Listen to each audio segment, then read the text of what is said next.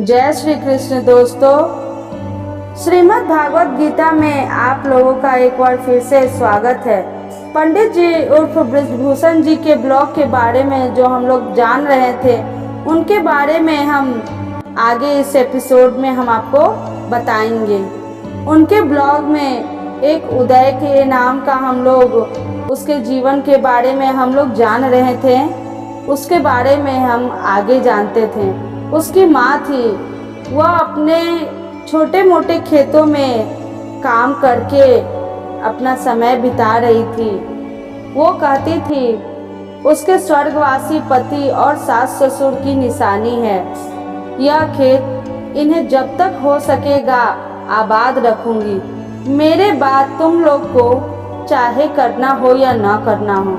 मैं इन खेतों के प्रति माँ का लगाव महसूस किया था। जितनी देर वह खेत में काम करती थी, उतनी देर वह खुश रहती थी। घर लौटते ही उनके चेहरे पर डर और उदासी फैल जाती थी। इस दौरान भाई का ठीक ठाक नौकरी लग गई थी, तो उसकी मदद से घर के हालात भी संभल गए थे। मेरी स्कूल की पढ़ाई भी पूरी हो गई थी और मामा ने बहन के लिए कोई अच्छा सा रिश्ता देखकर उसकी सगाई भी करवा दी थी। अब मुझे भी गांव से बाहर जाकर आगे की पढ़ाई करनी थी। बहन की शादी के बाद माँ को एकदम अकेले गांव में रहना होगा, यह सोचकर मुझे बहुत बुरा लगता था। भाई के लाख समझाने पर भी माँ हमारे साथ शहर नहीं आई। उनका कहना था कि वह खुश है, हम लोग गांव से निकल गए हैं, अब वो आराम से रह सकती है। गांव के घर में पिताजी की यादें हैं, जिन्हें छोड़कर वो कहीं नहीं जाएगी। अभी भी माँ अपने खेतों में लगातार काम करती है। रोज खेतों में जाना उनका रूटीन था। जैसे मंदिर जाकर शांति मिलती है, उन्हें वहाँ जाकर के खेतों में काम करके शांति मिलती थी। मुझे गांव से निकलते हुए भी कई साल बीत गए हैं। मैं अच्छी नौकरी पर हूँ। मेरे भाई बहन भी अपने परिवार में व्यस्त हैं और माँ अब भी गांव में हैं। लेकिन मेरे पिता के सौतेले भाई और उनके बच्चे उसे परेशान करने लगे हैं। उन चंद खेतों के लिए जो हमारे हैं, जिन पर माँ ने इतने साल से अपना प्यार लुटाया है, जो उसके जीने की वजह है। यह सब बात मुझे गांव से शहर आए हुए एक दोस्त ने बताई है। मेरे भाई का कहना है कि माँ कभी नहीं चाहेगी कि हम किसी से लड़ाई में पड़े, और वो भी तो नहीं चाहते हैं ना, क्योंकि अब उसकी अपने परिवार के प्रति जिम्मेदारियां हैं, वो उन्हें निभाना चाहता है। कुछ जमीन के टुकड़ों के लिए उन जंगली लोगों से वह नहीं लड़ना चाहता है, जिन्होंने पहले भी खेतों के लिए हमारे पिताजी को जान से मार दिया था। पिताजी, मेरी कहानी यहीं पर ख़त्म होती है, रुक गई है। मुझे क्या करना चाहिए? अपना हक और अपनी माँ का सम्मान के लिए लड़ना चाहिए या नहीं, ये सब नज़रअंदाज कर देना चाहिए। इस बारे में गीता ज्ञान क्या कहता है? मुझे उम्मीद है कि आप मुझे कोई अच्छी सलाह ज़रूर देंगे। आपके जवाब की प्रतीक्षा में उदय के पत्र को अच्छे से पढ़कर और उसकी परिस्थिति समझकर उसे जवाब लिखा। प्रिय उदय, तुम्हारी जीवन कथा पढ़ी, तुम्हारे संघर्षों ने मुझे प्रभावित किया।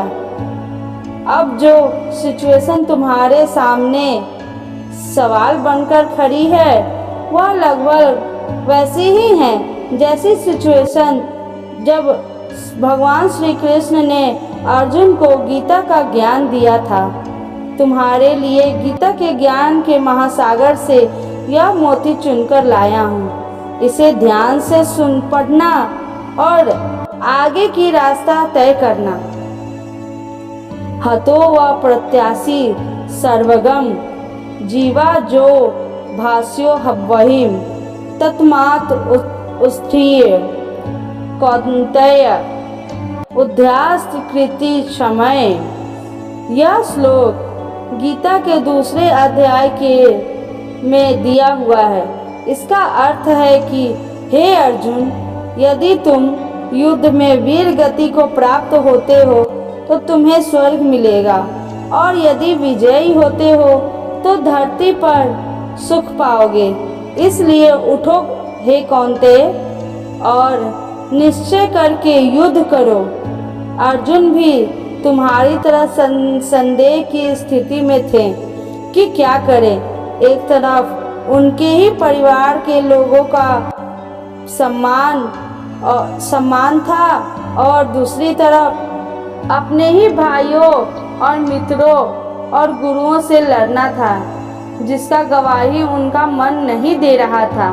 तब भगवान श्री कृष्ण ने उन्हें समझाया और धर्म युद्ध में एक पक्ष का चुनाव करना ही पड़ेगा, क्योंकि एक समय के बाद अन्याय के प्रति चुप रहना समझदारी नहीं है, यह कायरता कहलाता है।